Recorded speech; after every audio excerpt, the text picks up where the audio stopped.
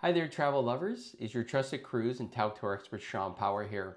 I just wanted to go ahead and talk a little bit about Crystal Cruises today.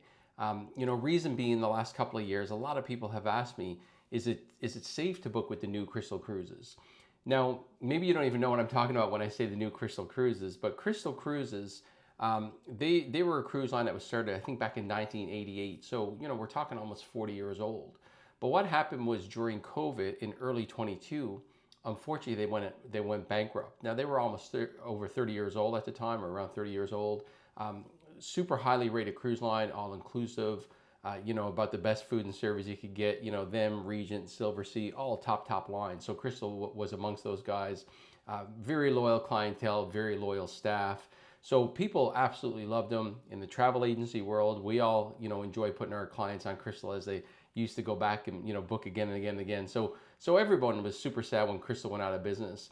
And I think what happened there was basically, you had your big public companies, the Carnivals of the world, the Royal Caribbeans and the Norwegians, who own Regent and Silver Sea and Oceania and Seabourn and all these other companies. So they had a lot of money. But Crystal was owned by a company, I believe at the time, a Chinese-based company, or maybe it was Hong Kong. But point being, all the casinos were shut down that this company owned, and they just had no money during COVID. So Crystal went under. So very, very sad time for all of us in the industry.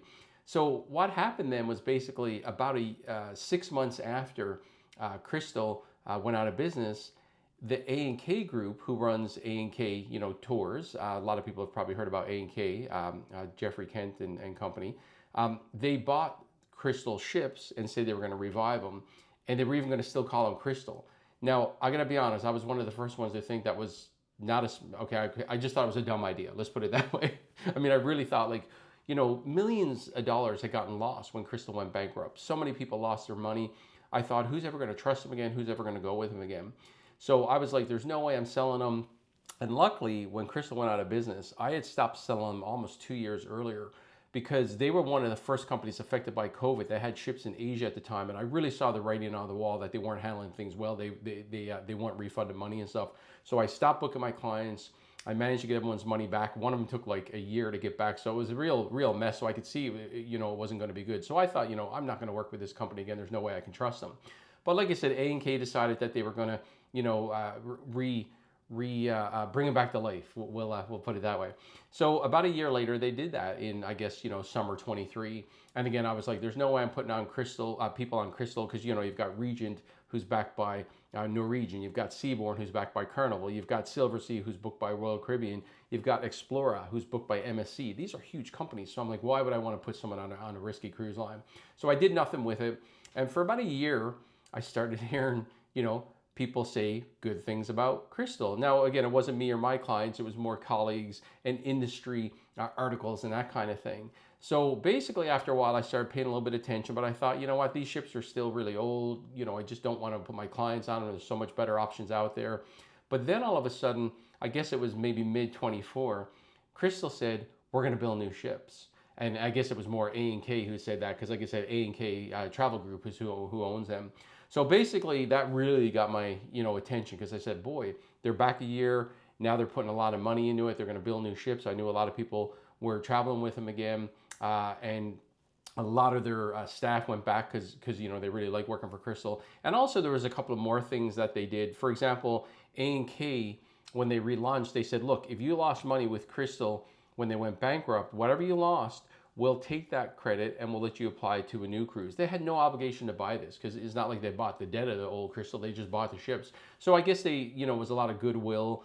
People were very happy with that, and I guess it got people back, and it worked. And then, like I said, a lot of people went back. They were happy as always, because again, great food service, and here they are now ordering new ships. So I decided I had to take a cruise myself with Crystal. I did that summer around August 24.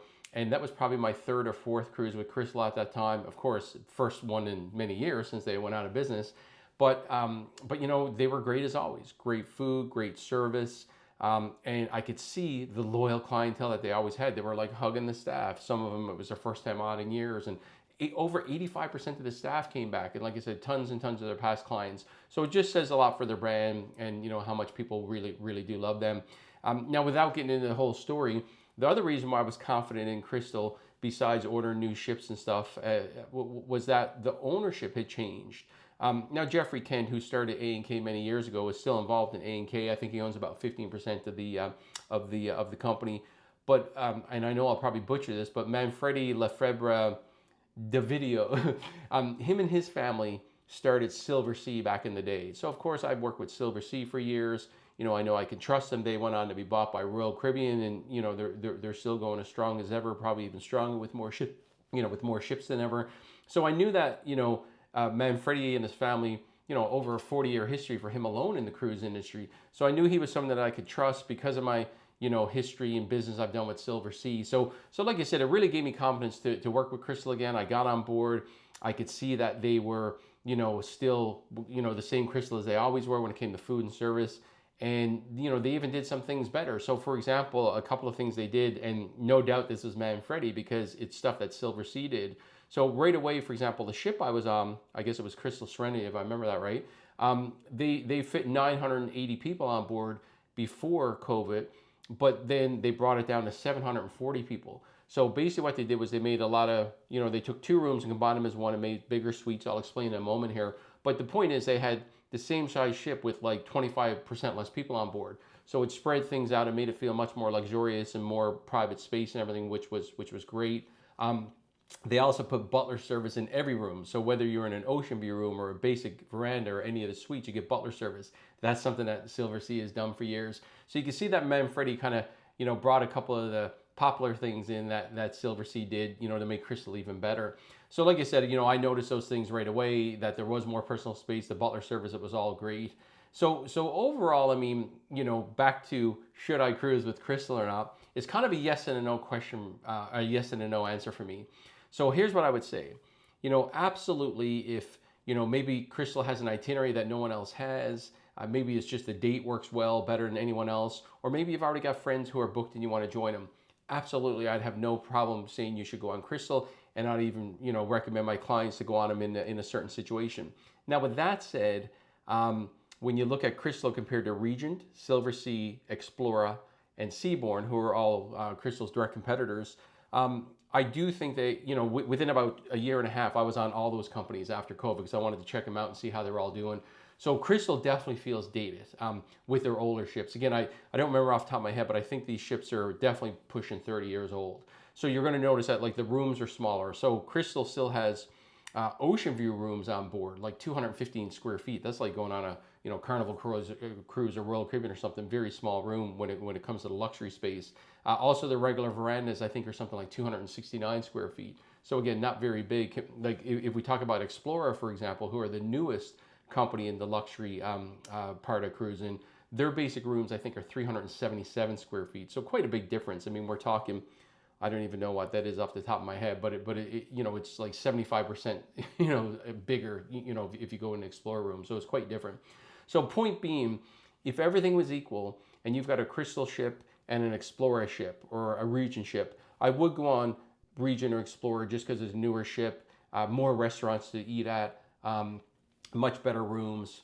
But again, once Crystal launches their new ships in, I think, 2 years, I think their first one's coming out in maybe 27 or something like that, they're only going to be verandas. They're going to be much bigger rooms. So they're going to be right in line with everyone else. So I am very excited for what Crystal has to, come in the next few years. Again, no problem suggesting a cruise with them now.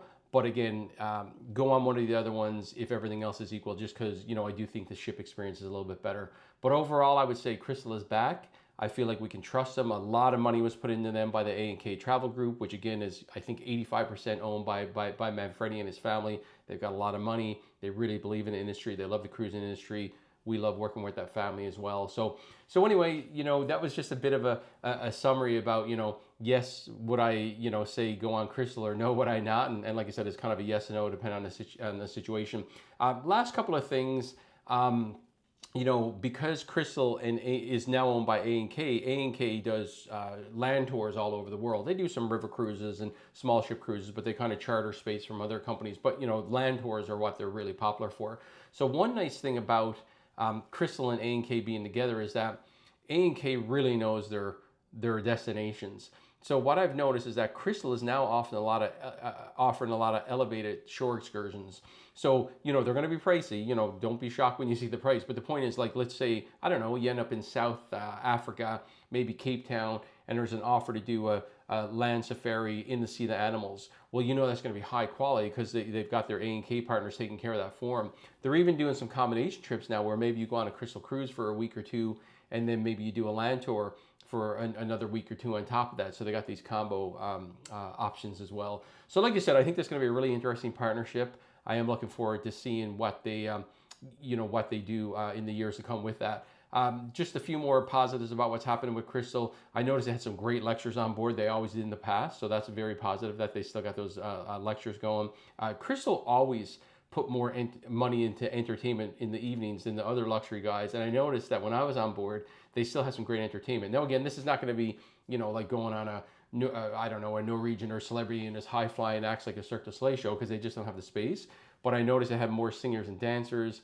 They really put a lot of effort into it compared to other guys, just really small kind of show lounge entertainment. So Crystal's still doing that very well. The gentleman hosts, anyone who's ever been on board Crystal, it always makes me smile when I say this because the gentleman hosts are these guys who, they're great dancers, and either they're on board to dance with maybe some of the single ladies or the widows, or maybe, there's ladies who their husband is on board and just because of health they can't dance or just don't want to. It's always a highlight to see them dancing before dinner and after, and it's been a highlight on Crystal for years. They still have those on board. Another thing I love with Crystal is that when you sail away from every port, they play "What a Wonderful World" over the loudspeaker, and everyone just loves it as you sail away and you hear that outside your veranda and stuff. So again, all those Crystal things we love are still there. Again, some of the negatives though, much smaller rooms than their competition. Again, I think, say, Explorer, 75% bigger rooms. So, I mean, if you got a Crystal price and Explorer price that are the same, don't go with the basic ocean view or veranda on Crystal, go with Explorer, which is a way better room. But again, 2-3 years from now, Crystal are going to have those new ships. Is going to make quite a difference. Another thing would be Crystal's only got 2 ships, which is definitely a bit of a negative because, like, let's say you look at Silver Sea or Regent, who have, I think Regent is probably 6 ships. Silver Sea has, I don't know, probably a dozen ships now. So they have way more destinations is the point. So again, hopefully Crystal gets there and they keep billing and billing and billing over the years. So again, just a quick summary. I know I've said this already, but just a recap. Yes, absolutely, I would recommend Crystal if the date works for you, if the itinerary works for you, if you're joining friends or whatnot. But again, if everything's equal and there's the same itinerary on Regent or Explorer or Silver Sea or Seabourn, you'll probably find those rooms and ships a little bit, nicer and newer. But again, within the next 2 to 3 years, as Crystal launches new ships, it's going to be a very, very equal playing field. Anyways, I hope you got some value out of that. Below this video, I will put some links to my full review when I was on my Crystal cruise, 9 months ago, whenever that was. And I'll also put a link to my photo and video gallery so you can see more details on the rooms and the food and everything else. Any questions, just drop me a comment below or click my site and click contact and send it to me there, and I'll do my best to answer it for you. All right, we'll talk to you in the next video and have a great day.